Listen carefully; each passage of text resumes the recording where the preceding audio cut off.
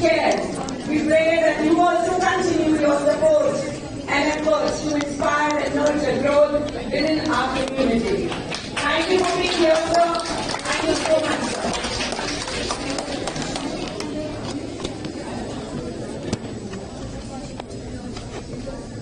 Yes, to address the gathering. Sir, please.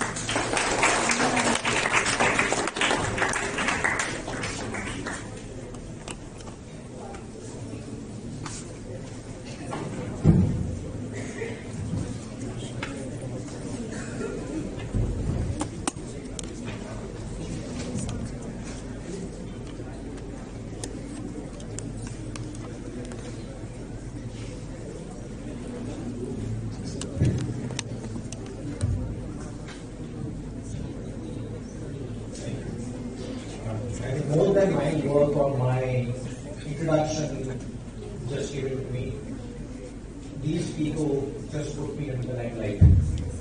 And so what you see now under the glare of this is credit to all these people who have set this up. But then getting appreciated, getting honored actually is very infectious. It becomes a bad habit. Every time I've been invited by CCA school to come and address and meet the delegates of MUN, I feel that this is the first time that I'm coming here. Because every time I see something new, the moment I enter the doorsteps, I see something new, I feel something different, and it's so motivating and so thrilling to feel young again. I'm almost going to be a senior citizen very soon, but then not yet. So don't go when I play here. But so what? But every time we come to this kind of a place, it re-energizes you, fills you with a lot of hope and energy and a bright future, not only for people around us, but for ourselves, for the country, and for this world. So thank you, Chairman Shankar. Thank you, Director Principal Ms. Nemo Yadav. Thank you very much, Vice Principal Dr. Guru Nagral and Meena Singh. And thank you for Didi Peshan, who has managed this and coordinated this so well. And big thank you to all these young delegates, young faces and people who are sitting there, not only from CCA school, but from almost more than half a dozen schools from across the world. I hope you have had a thrilling experience in these 2-3 days' time, and you have learned about the United Nations. When I received the invitation and the brochure from Ms. Nemo and called me up and said, we'll be happy if you can actually give us some time, and I looked through the brochure. One of the things that struck me in the brochure is your principal wants to address you as Generation Alpha, right? That's what it says in the brochure. And so you are like Alpha kids of this city, or Alpha kids, Alpha boys and girls, okay? And that's big thing. But you know, having spent so many years with UNICEF, the World Bank, and other UN organizations, I'm still continuing with global consultancy and all. One of the things that the UN General Assembly has come up with and addressed the young children as the Generation Unlimited. So you are Generation Unlimited, fondly called the Gen U. Genuinely Gen U. Okay? So henceforth, what will you address yourself as? You can to please your principal, madam, you can always say, okay, I'm Generation Alpha. But remember that since you have been UN delegates, all of you are now Generation Unlimited, Gen U. What are you? Gen U. It's no more the Generation X, the Generation Y, the Generation Z, all those names. It's nothing. So the 19, I think, sorry? Unlimited potential. That's exactly what. So the UN global organizations feel that the 1.6 billion children in this world. That's nearly about 16 to 17% of the world population is young people, the youth. 1.6 billion children between the age of 10 to 24.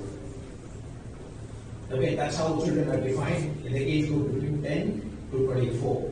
And they have today the unlimited potential, the unlimited resources, the unlimited opportunities, the unlimited scope, and the unlimited drive and energy to achieve things. India today has the credit of being, I think the fifth country in the world with the maximum number of unicorn startups. You know what a unicorn is? Great, fantastic. See the yes. That means you are already aware that a unicorn is a $1 billion, value of your product that you have got. So, how come India, a country which just a few years ago was nowhere to be seen, is today recognized with almost the fifth in the world as having the maximum number of unicorns. And we are going to surpass all that. How does that happen? It's because of this unlimited opportunity, this unlimited scope that you people have today to achieve your goals and opportunities. Be very thankful because you are getting an education. You have this opportunity. Your parents have sent you to brilliant school, one of the best schools in Gurgaon here.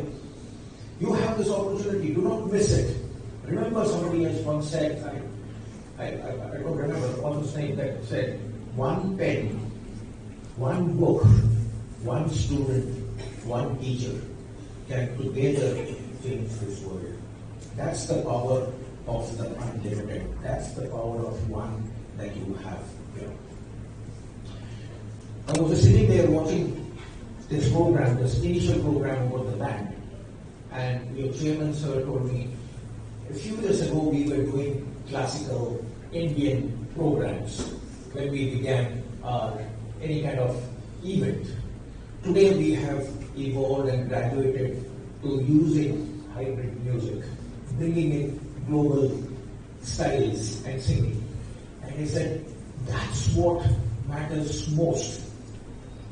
Because you need to change. You need to evolve.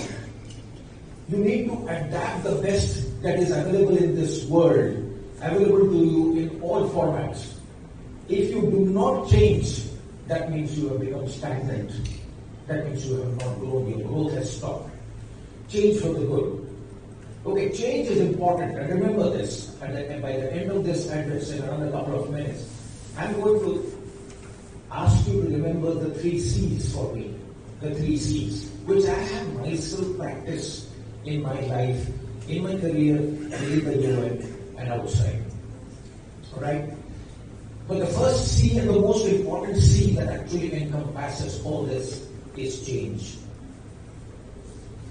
Today you may be in grade 6, you may be in grade 7, 8, 9, 10, even 12.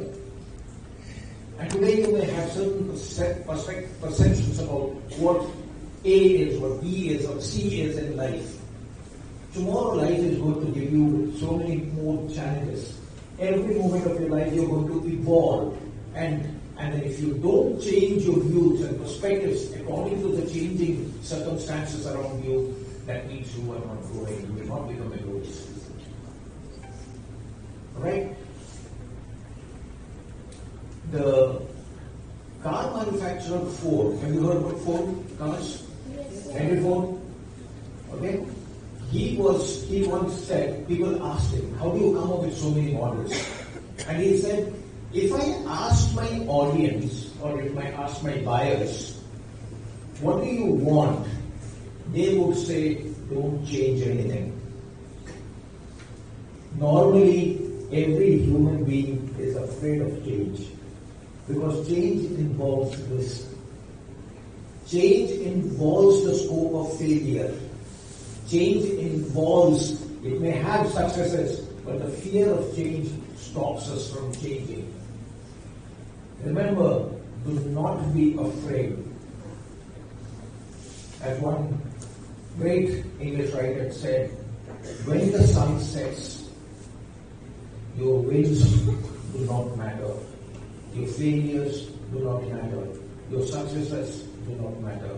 What matters is what is your next step that you are going to take to see a brighter future for yourself. Okay, that's the change that we are going to. Change is the only constant. Anything that remains constant, it's change. Funny, isn't it? Quite paradoxical. Change and constant. Anything that is constant, can it mean change? But change is something that is constant. Every moment of our life, every cell in our body changes. Our body is constantly, we are taking new births within our body. We don't realize it. But we are changing, our cells are changing. Okay? So change is the only constant in this universe, and we need to adopt to this change. And that is why the UN General Assembly in 2018 declared the Generation Unlimited for the youth to not only work for young people, but also with young people to drive change, to take forward the global challenges that we have faced. The global challenges are already given in the social development, the sustainable development goals, the SDGs, the 17 SDGs that we have. Okay? You might have known about those SDGs. Every SDG has an opportunity and a scope where young people can contribute. And therefore, Youth 2030 agenda. And I request the school to take up the Youth 2030 agenda in its best spirit and find opportunities to include, to involve and engage students in the Youth 2030 agenda. It is not only about the sustainable goals. Sustainability also doesn't mean only about the environment, about the planet, about water, about climate change. No. Sustainability's goal is about people. You need to change the lives of people for the better. And that has to be the spirit behind your work, your future, your career, whatever aspirations you may have, whatever goal you want to take. It is sustainability of the people, the society. Okay? So sustainability is all about people. You may, after all this event, MUN event, you may have got inspired to work for the United Nations. Yes, brilliant. When I got into the UN first time, I was really scared, very scared. Times have changed, but I was worried. What can I do with the UN? Look at those guys, the way they are suited, booted, they're sitting in the General Assembly and talking about the big programs. Can I really contribute to and match to these kind of intelligent conversations and the challenges the way they are talking about? Do I have the skills? Do I have the opportunities? But UN is also such a brilliant place because it provides opportunity and the support for every person working in the contributing to the UN to evolve. They literally handhold you, and you become an international civil servant. You are not an Indian civil, you know the IS, the civil services? So they are the Indian civil servants because they are concerned about India. But the moment you join the UN and you are declared as the international civil servant. That means you are no more restricted to your own country or to your own region, but to a much global challenge that we are facing. That's the beauty of working with the UN. It is so inspiring because it provides you that opportunity, and the UN is ready to work with the youth.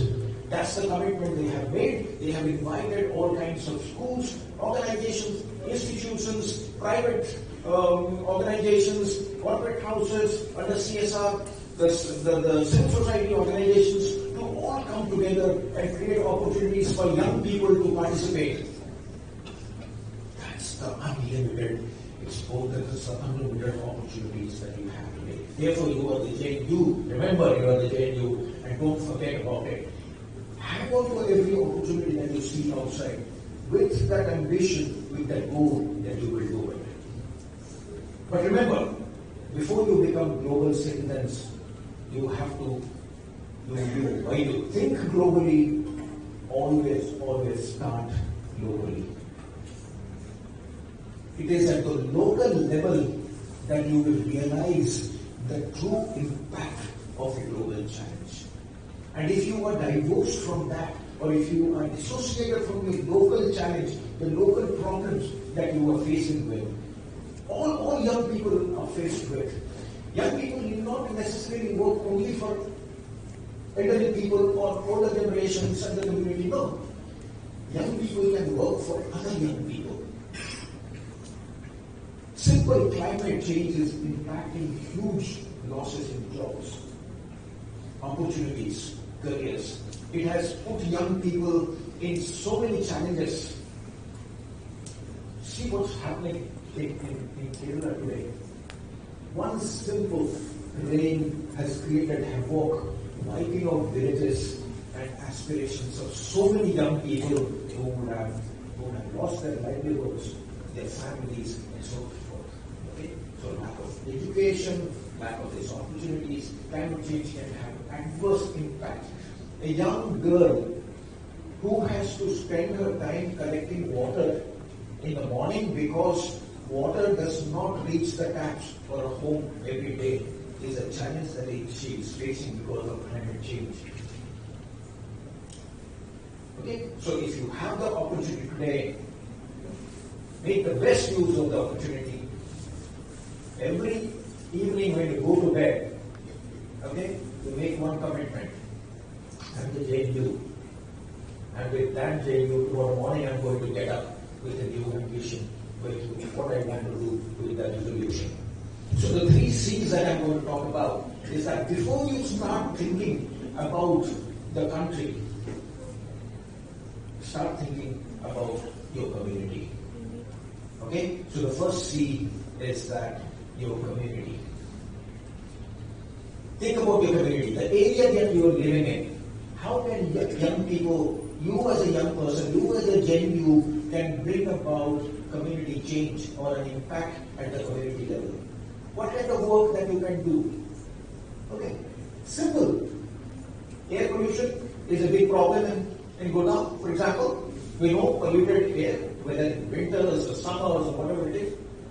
Okay, start, take some gadget, borrow some gadget and start monitoring the air quality in your community, in your area, the place that you're living in. Young people, make a group of people come together and start collecting at different times of the day and for a period of time collect air quality monitoring, air quality in your community.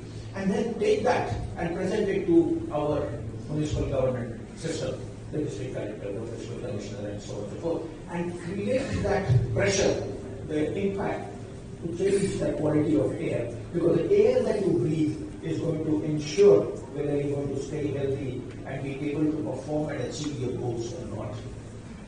Okay? I was so glad to see that UNICEF group, the delegates in UNICEF, were talking about food. And they're talking about SDG 2, which was about zero hunger. Right?